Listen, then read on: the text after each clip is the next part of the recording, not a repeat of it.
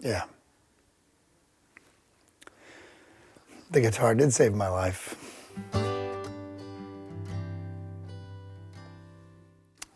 I grew up in a rough neighborhood, very rough, and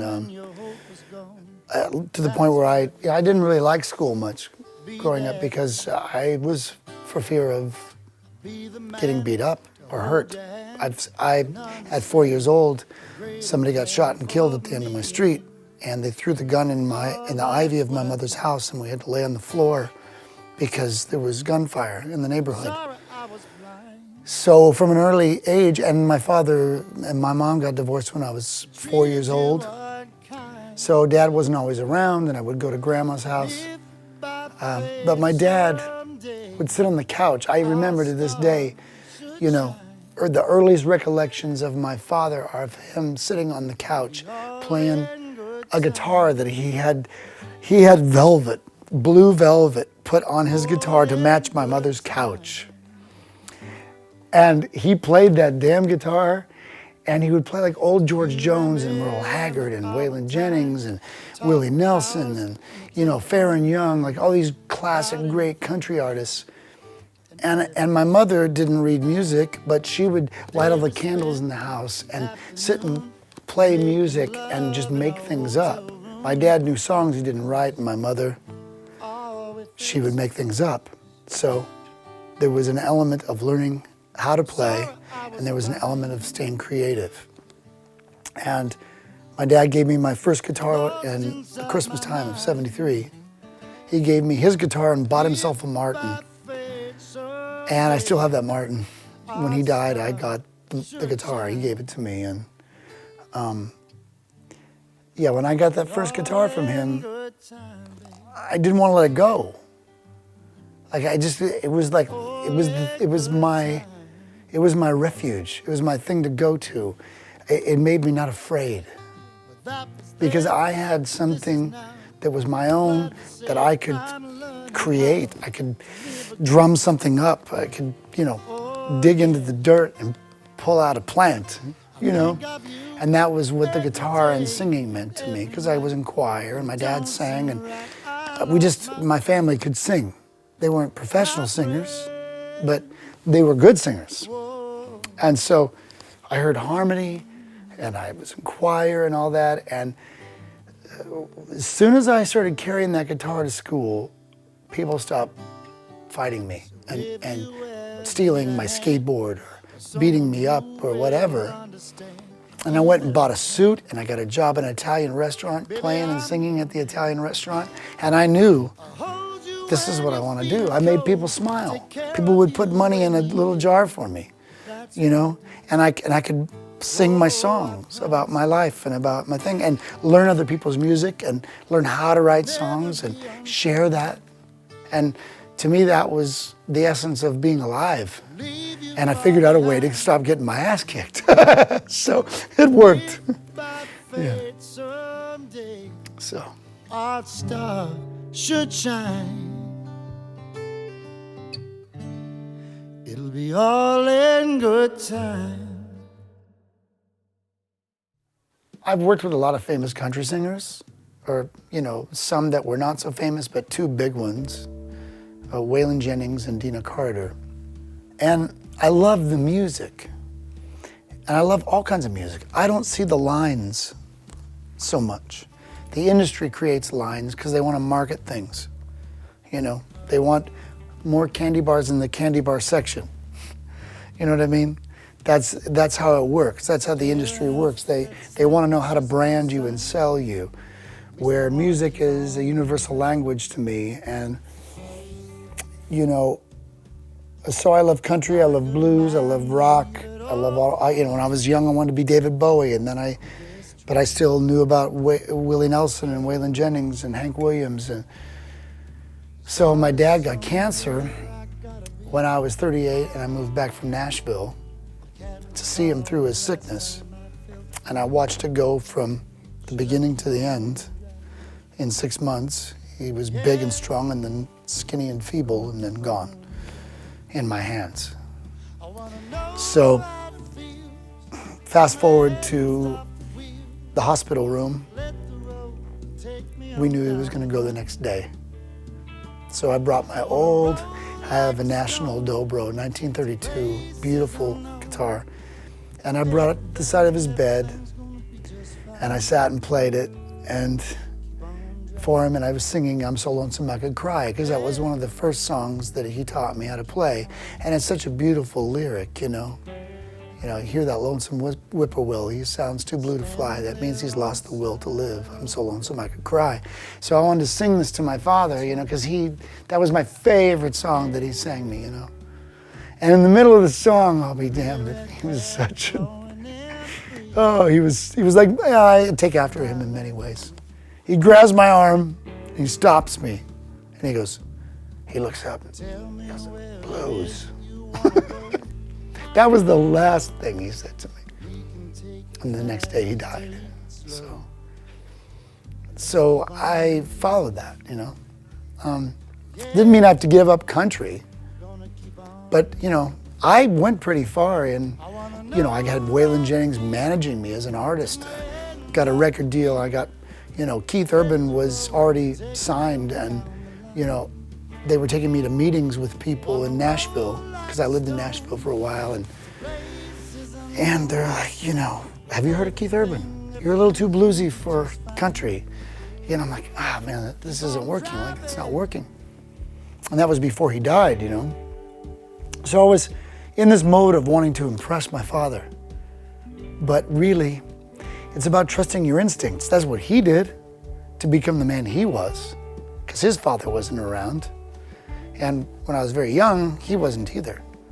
But later, we became buddies and played together. And I'd go out to he lived in the desert out in the dirt, had 20 acres out in the desert, and we'd light a big fire and sit around it, and all the people would gather around, and we'd sing songs, and, you know, it was irreplaceable, irreplaceable. But he wanted to make sure that I knew, be yourself, you know. He used to always tell me, cut your hair. My hair used to be down to my ass. I was rock and roller, you know. He said, cut your hair, you know, you gotta make it play the game, you know, get in there. And so I did, and he goes, oh no, leave it long. I think my dad just wanted me to be confident. He saw me as a bit insecure when I was younger, you know. So he just wanted me to do my thing, be strong, go out there, apologize later, don't ask for permission, be yourself. And that's what I try to do. And he wanted me to know, play the blues. So that was his approval of me as a person before he died. So.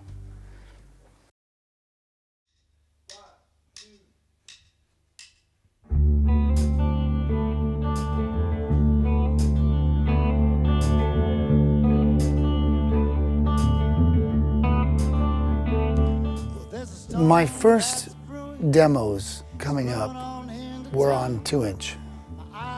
So I had that experience, and then I had a development deal at A&M Records, and that was on 2-inch. We didn't get the big deal. But then when it came time for me to actually make records, it went digital. First 2 albums were before Pro Tools, no auto-tuning, no nothing, just performance only. And it was the DA-88s and the ADATs back in those days. And so you could rewind and do it again and rewind and do it again, but it was digital. You know, it was a digital format, it wasn't 2-inch tape. The warmth that comes out of tape is incredible. The technology that Pro Tools, you know, Logic, these digital formats that you have, the capability with those is endless. You can do anything. Having a hybrid and being able to reamp things and to, you know, D to A to D, you know, or that kind of thing, or the other way around, however you're going about it. You know, there's a marriage between those things. And the guy that taught me how to record, the one thing that he told me that I will take to my grave is the speakers don't lie. And if you put your head between those 2 speakers, and if, you know, once you place, everything has a place that it belongs in the spectrum. You know, if you're mixing in 5.1, if you're mixing in, you know, left and right, what have you, you know, there's a placement for things. And for me, I'm a live performer, and that's where my most experience is, and will probably always be, is live. As I get older, I want to spend more time. I'm tired of traveling all the time, but once I get there, it's great. But the thing is that I, you know, getting in the moment of like this way that we're set up to record Susie's record, to do the live studio session, it's like, it could be the Beatles, it could be whoever. It could be a Van Morrison record, it could be a Jimi Hendrix record, but it could also be, you know, a John Mayer record. It could be a James Bay record. It could be something that's, you know, that is modern technology with the classic way of doing things, and taking the best bits of all of it and making a big soup out of it. You know what I mean? And that's what you get here.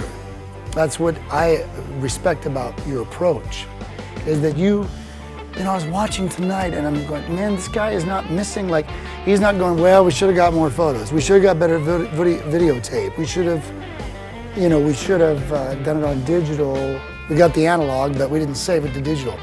You do it all of it. And if the tape stops, the digital keeps going. You know what I mean?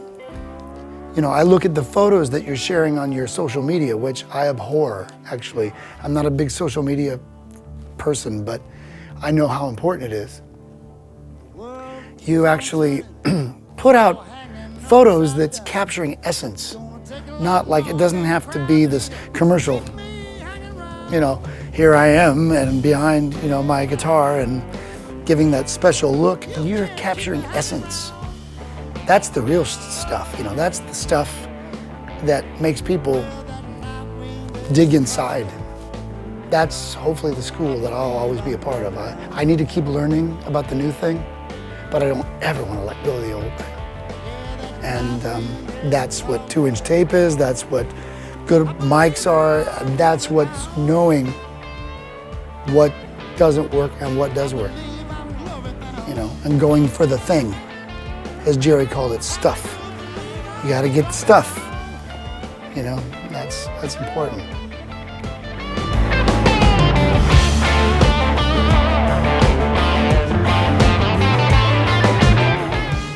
Hi, this is Shawn Jones. I'm at Little Big Beat Studios in Liechtenstein, and I've had a great time here. I hope I get to do it again, and however we work together.